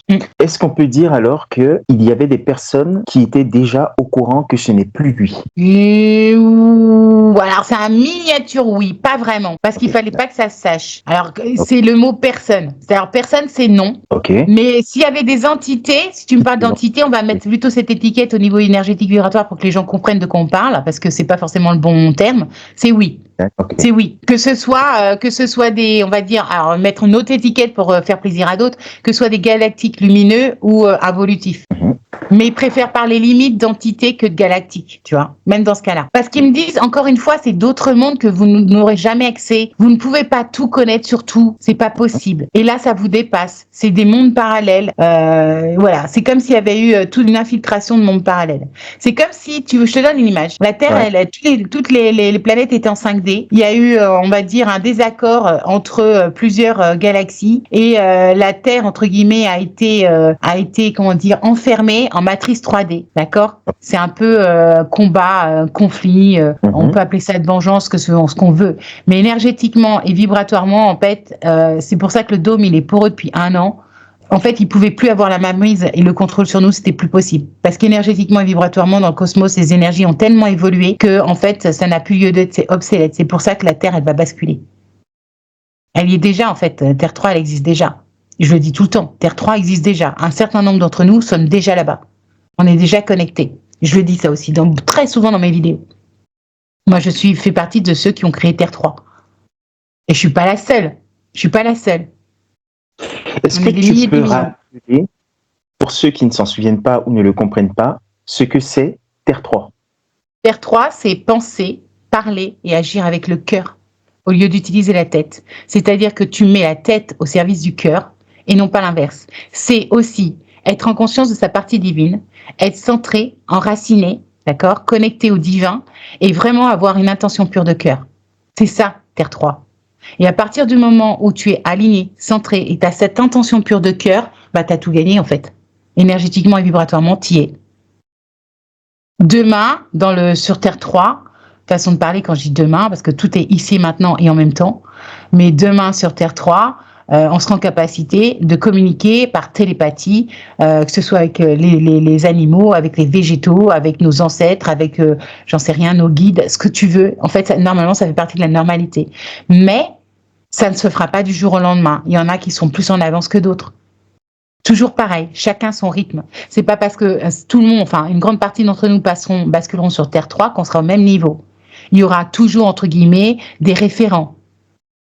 Ça sera pas pyramidal, ça sera plutôt des cercles que des pyramides, façon de parler, mais il y aura toujours des références, ce qu'on appelle des vieux sages, des conseils de vieux sages. Il y en aura toujours parce qu'en fait, c'est essentiel, c'est inévitable. On a besoin de référents pour avancer. Donc, c'est ce qu'on appelle la connaissance ancestrale. On va se reconnecter à la connaissance ancestrale. Ok. Si j'en reviens à ce que je te disais par rapport à Didi, si tout comme Epstein, Didi est un rabatteur pour ses maîtres ou un collecteur d'énergie, est-ce qu'il y a d'autres... On me dit c'est exactement ça. Ah, ok. Les termes sont justes. Rabatteur, okay. Et on me dit plus collecteur que rabatteur, c'est exactement les bons termes. Alors, c'est exactement ça. Est-ce qu'il en existe d'autres que lui actuellement? Il y en a eu, oui, il y en a eu quelques-uns, mais pas tant que ça, mais il y en a eu quand même. Et il y en aura plus sur la nouvelle Terre. Ils ne pourront plus être. C'est pour ça que la pédocriminalité, j'avais dit, c'est la fin en 2025. Fin 2025, il ne devrait plus en avoir. C'est exactement ce qui va se passer. C'est-à-dire que tous ces collecteurs, parce qu'on me dit vraiment c'est le bon terme, tu as mis pile poil le mot exact, tous ces collecteurs, en fait, ne pourront pas exister sur la nouvelle Terre. On me dit 2027, ils sont plus là. C'est pour ça que je dis toujours 2026, c'est la fin du ménage. Et on me dit, il va y avoir des catastrophes naturelles qui vont justement permettre, entre guillemets, à l'humanité de monter, de faire un saut quantique, de passer en avant. Et c'est sous prétexte de ces catastrophes naturelles qu'un certain nombre d'êtres involutifs vont disparaître. Parce que tous ceux qu'on n'en va pas parlé, les accidents, les meurtres, les machins, mais il y a aussi les catastrophes naturelles. Il y en a un certain nombre qui vont disparaître. On me montre souvent la Terre qui s'ouvre en deux, tu vois, des cratères qui s'ouvrent. Il y a des continents qui vont émerger, il y en a d'autres qui vont disparaître, il y en a qui vont aller sous l'eau, etc. Il va y avoir une modification terrestre, je n'arrête pas de le dire ça aussi depuis 2016. Et j'en parle dans mes vidéos depuis 2018. Ça ne se fera pas tout en même temps, mais ça va avoir un effet domino et de plus en plus rapide. Et il y en aura jusqu'au moins 2027. 2027, oui. 27, 28, 30, ouais. Ça va être de moins en moins, si tu veux, c'est comme une traînée. Le plus gros, c'est 2025, 2026, un petit peu sur 2027, mais ça va s'étaler jusqu'en 2030, mais ça sera des petites choses. Entre 2027 et 2030, c'est des petites choses. Alors que les plus grosses choses devraient arriver entre maintenant, on va dire, où il y aura des réveils volcaniques, sismiques, je l'ai toujours dit, sous-marins. Ça va engendrer beaucoup de tremblements de terre. Il y aura des failles. Tu vois, regarde la Terre, l'Afrique qui s'ouvre en deux. Là, au niveau je crois que c'est du Kenya, je l'avais annoncé ça. Et on m'a montré plein de posts que là, en fait, il y avait un nouveau continent qui allait se créer en Afrique parce que au niveau du Kenya, il y a un océan qui est en train de se créer. Au niveau du Kenya, ah ouais. Ouais. Alors, je me trompe peut-être au niveau géographique, j'ai pas la carte sous le nez, hein, mais c'est à ce niveau-là à peu près. C'est ce qu'on me montre en tout cas visuellement. C'est-à-dire que là, si tu veux, tu as le haut de l'Afrique à droite, là, ce qu'on appelle, je ne dis pas de bêtises, l'Est de l'Afrique, ouais, c'est ça, l'Afrique de l'Est. Là, il y a une scission. Au niveau énergétique et vibratoire, il y a une scission. La Terre s'ouvre. Et je l'ai toujours dit ça. Hein. Alors là, en plus moi j'ai vécu en Afrique, je l'ai toujours dit, je fais attention. Les Africains vont reprendre leur pouvoir, ça va vous faire très drôle et il y aura des modifications géographiques. C'est comme j'ai toujours dit que moi j'ai vu un bout du Panama disparaître au niveau de la botte aussi, là, du truc le plus serré entre Costa Rica, Panama, enfin tu vois tout le haut là. Oui. Et répercussions sismiques volcaniques sous-marins, justement Haïti, un peu la Jamaïque, tous les continents autour, ils vont avoir des tremblements de terre, ça va leur faire bizarre. Hein. Parce que moi, je vois une modification. Et au niveau de l'Asie, c'est pareil. Il y a une partie de l'Asie, j'ai toujours dit qu'il disparaîtrait plus ou moins. Moi, j'ai vu un méga tsunami sur le Japon ou la Corée, j'arrête pas d'en parler en ce moment. Alors, c'est toujours pas. Et le Vatican, même chose. Et Londres aussi. Et le mur de Jérusalem aussi. Il y a plein d'endroits où moi j'ai vu que ça s'effondrait en fait. Le Vatican, j'en parlais tout le temps dans mes vidéos, j'ai pas arrêté d'en parler en 2019 dans 3, 4, 5 vidéos d'affilée. Je voyais toujours la même scène, 2016, 2019, toujours la même scène en boucle. Alors c'est symbolique, mais c'est exactement ce qui va se passer. On me montrait le pape courir dans les couloirs avec 4-5 hommes en noir, en chasuble noire, courir derrière lui. Tous les murs s'écroulaient, le plafond s'écroulait, il y avait du feu partout. Et c'est une scène que j'ai répétée dans beaucoup de vidéos.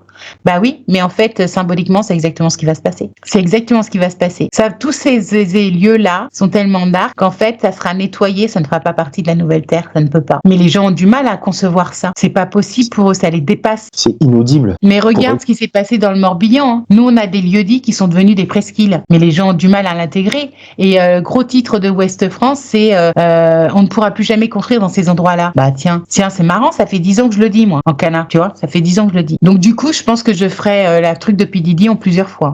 Ok. Est-ce que l'objectif des soirées freak-off, enfin bon oui, ça t'y as déjà répondu. Est-ce que l'objectif des soirées freak-off de Diddy est de récolter de l'énergie en faisant le maximum de mal? Entre autres, c'est une des raisons, mais il n'y a pas que ça. Ok. Putain, j'ai la tête, tu sais, j'ai toujours la tête du mec qui a lancé ça en France là. Comment il s'appelait? Cartney, toujours habillé en blanc. McCartney, comment il s'appelait ce mec-là? McCartney? Non, ce n'est pas McCartney, c'est le chanteur. Ouais. Alors quand toi tu dis ça, moi je sens que c'est un gars là que j'ai vu dans une Massimo Gardia. Ah non, mais lui il a fait partie du dark, mais c'est pas lui. C'est qui? Ah, Eddie Barclay. C'est Eddie Barclay. Attends, Eddie Barclay. Voilà. Eh ben, en France, les soirées blanches, ce que t'appelles les free, t'as dit quoi? Les freak-off? White parties, là, ouais. Ouais, eh ben, l'équivalent, l'initiateur, le créateur en France, c'est Eddie Barclay. J'arrive pas à voir qui voilà, à Saint-Tropez. Ça vient de lui.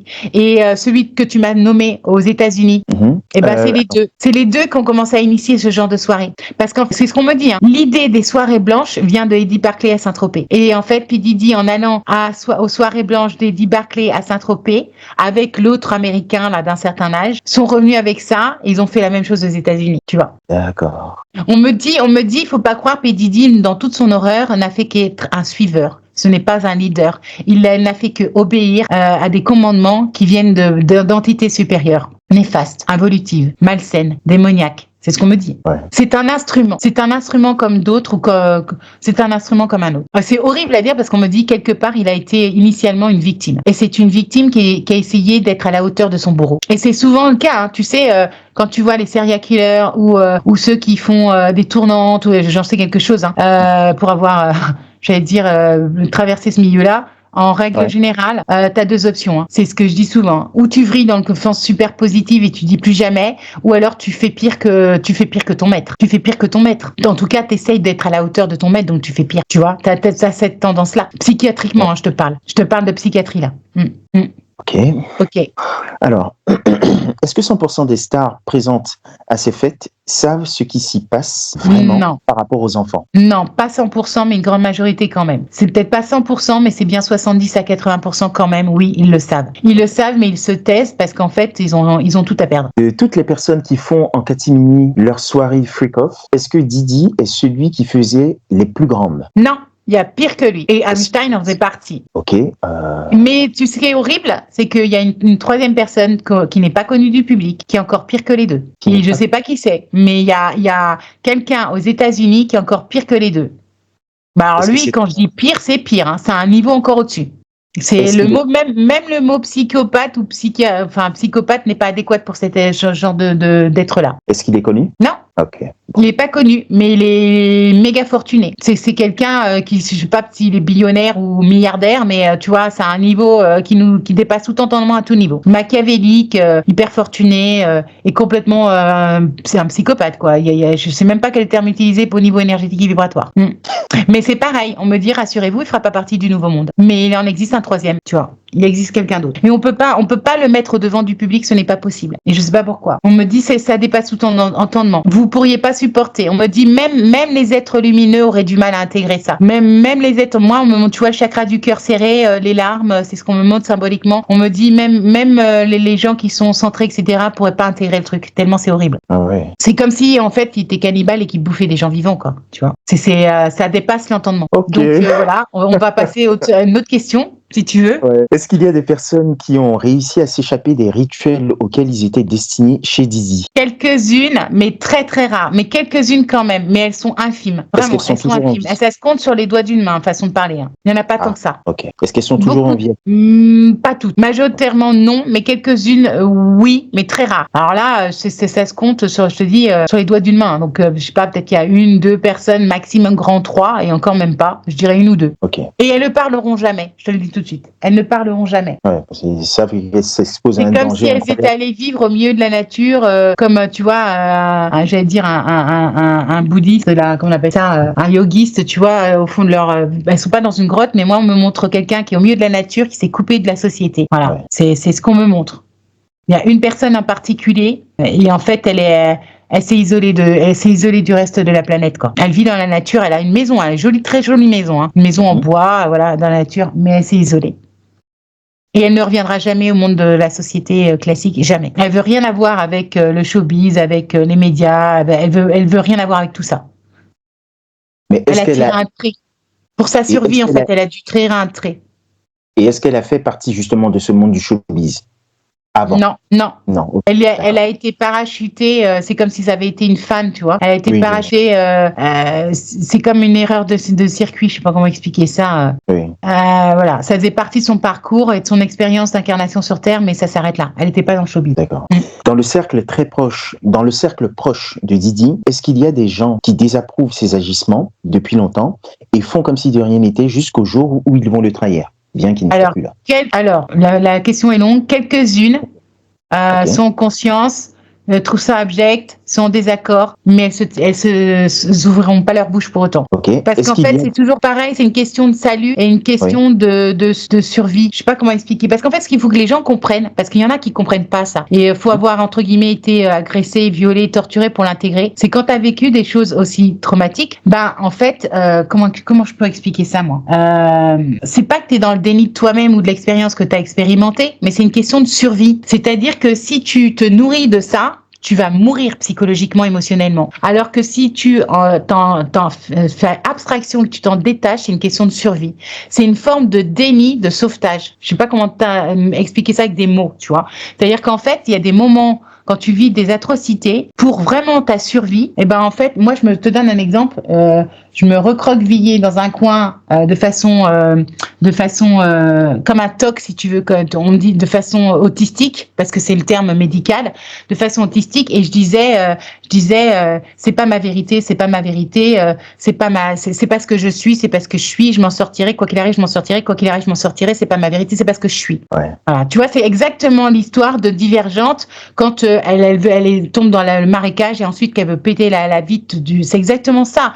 C'est-à-dire, ce n'est pas ce que tu es. En réalité, tu es un être de lumière. Tu es expérimenté dans on te plonge dans un goudron, tu vois, un chaudron goudron, mais c'est pas le chaudron goudron, c'est pas ta vie, c'est pas ta vérité, c'est pas ce que tu es. L'expérience, ton histoire, tu n'es pas ton histoire, tu n'es pas ton parcours, tu n'es pas l'expérimentation. L'expérimentation te forge, mais tu n'es pas ton parcours, tu n'es pas ton histoire. Ça, c'est hyper important de conscientiser. Il faut faire la différence, il faut être dans le détachement. Il faut faire la différence entre ce que tu expérimentes et ce que tu es. Ouais. C'est pour ça que je dis aux gens, arrêtez de vous poser la question de savoir ce que vous devez faire. Moi, je vous dis que vous devez être. Et quand vous êtes, vous arrêterez de faire et que vous verrez que ça changera tout au niveau énergétique et vibratoire. Parce que c'est quand tu commences à être que là, tu as l'inspiration et que les choses s'alignent. Mais pas avant. Ceux qui passent leur temps à faire, ils vont se prendre des murs. Ceux qui vraiment prennent de l'énergie à être, là, ils vont être sur la bonne route. Ça va être vraiment l'autoroute au lieu du chemin de motocross avec plein de bosses. Tu vois.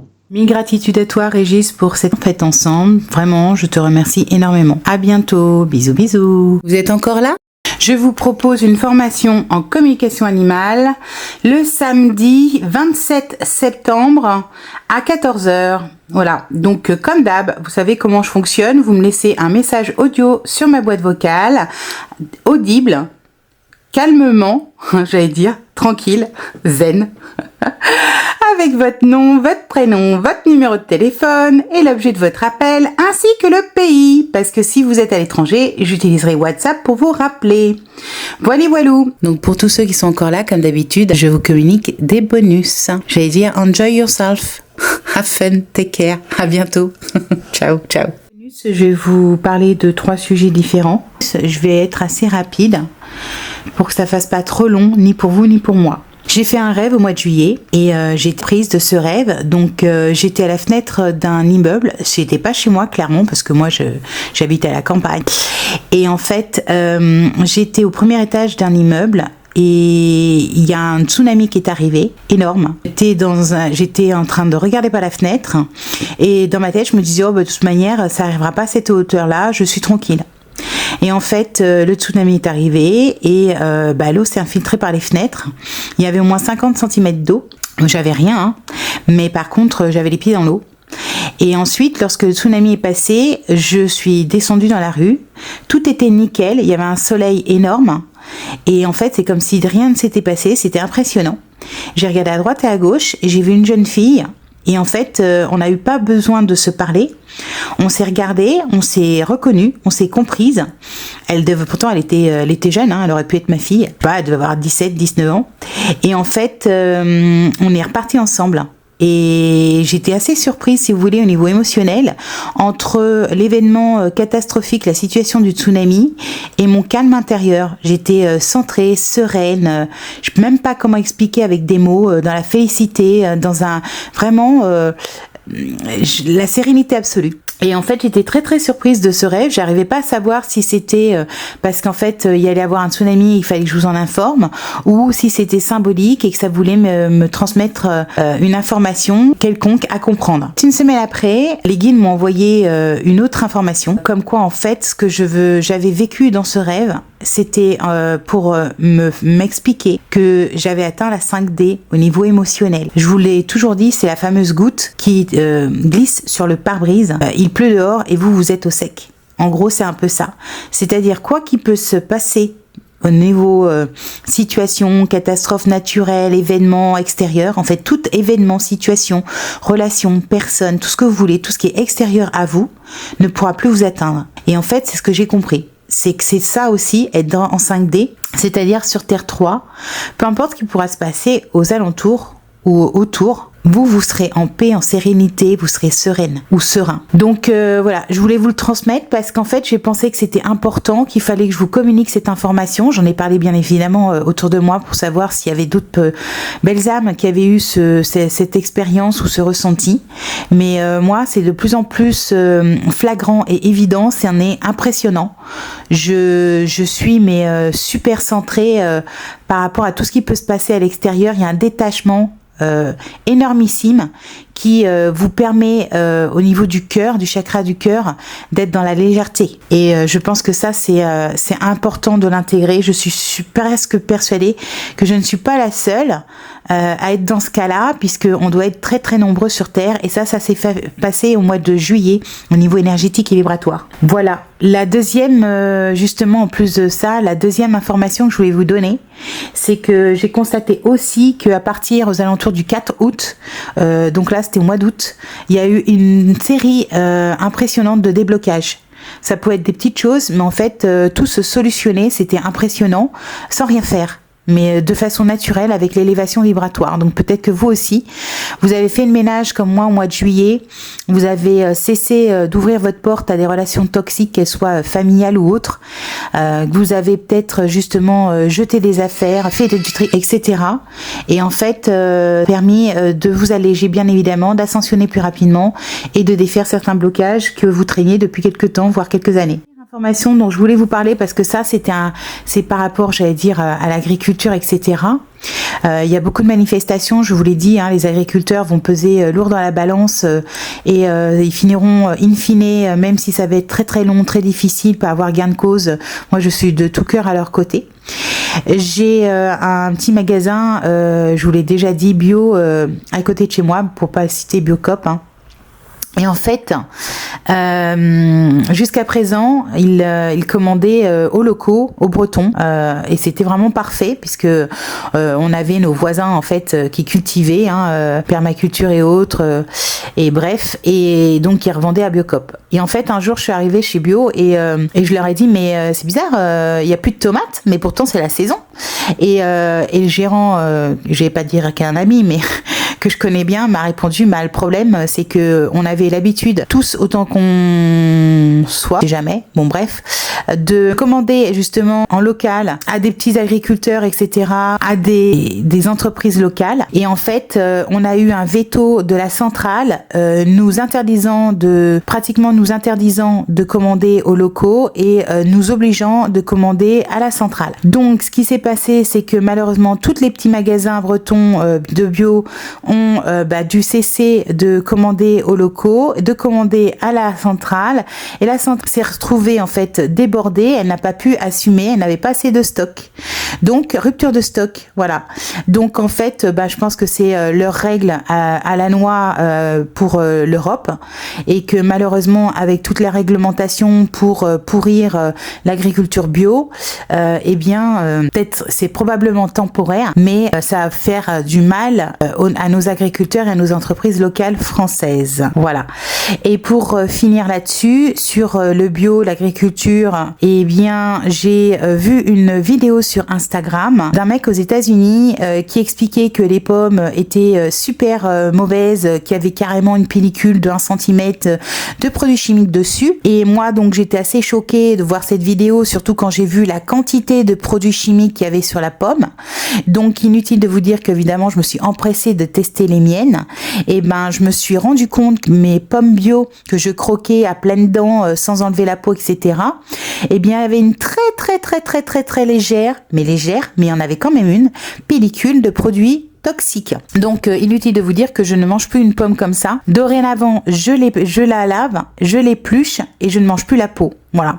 Il n'y en avait pas beaucoup, mais il y en avait quand même. Sur ce, je vous laisse parce que ça va faire beaucoup trop long pour moi comme pour vous. Et on se donne rendez-vous pour la suite. Après, je pars en déplacement. Donc, après mon déplacement, j'essaierai de me poser 10 jours parce que là, ça m'a pris 10 jours pour monter la vidéo. Donc, j'essaierai de me poser et de trouver un moment pour vous faire la suite. Prenez soin de vous surtout. Je vous rappelle que septembre-octobre, il y a un palier vibratoire avec un saut quantique. C'est pour ça d'ailleurs que je ne serai pas présente tout de suite. Je pars avec une petite poignée d'amis, m'isoler dans la nature, sur des sites sacrés, pour profiter de cette élévation vibratoire. Voilou, prenez soin de vous surtout, surfez bien, restez centrés et faites tout avec l'intention pure de cœur. Je vous aime, à bientôt, bisous, take care, have fun, besos, des gros becs. Maurua. Allez, ciao. Je vous propose une formation en communication animale le samedi 27 septembre à 14h. Voilà, donc comme d'hab, vous savez comment je fonctionne. Vous me laissez un message audio sur ma boîte vocale, audible, calmement, j'allais dire, tranquille, zen, avec votre nom, votre prénom, votre numéro de téléphone et l'objet de votre appel, ainsi que le pays, parce que si vous êtes à l'étranger, j'utiliserai WhatsApp pour vous rappeler. Voilou, prenez soin de vous et je vous dis à bientôt pour une autre vidéo. Bisous, bisous. Je vous souhaite bonne continuation. Je vous rappelle aussi qu'à chaque montage vidéo que je vous fais gracieusement sur YouTube, vous bénéficiez d'un soin énergétique et vibratoire, ne serait-ce que par ma voix qui envoie beaucoup d'amour et de lumière dans chacun de vos petits cœurs. Voilà. Sur ce, hasta luego, hasta pronto, des gros becs, des bisous. Je vous aime très fort. Prenez soin de vous. Bye bye. À bientôt. Bisous, bisous. Maururura. Aimez-vous les uns les autres, respectez toute vie sur terre parce qu'elle est sacrée. Hasta luego, hasta pronto, des bisous, des gros becs, je vous aime très fort. Maururura et à bientôt. Bisous, bisous. Merci aussi à toutes les belles âmes qui me font des dons, qui me soutiennent, m'encouragent, qui s'abonnent à ma chaîne, qui partagent, qui like et qui commentent. Mille gratitudes à vous. Merci, merci.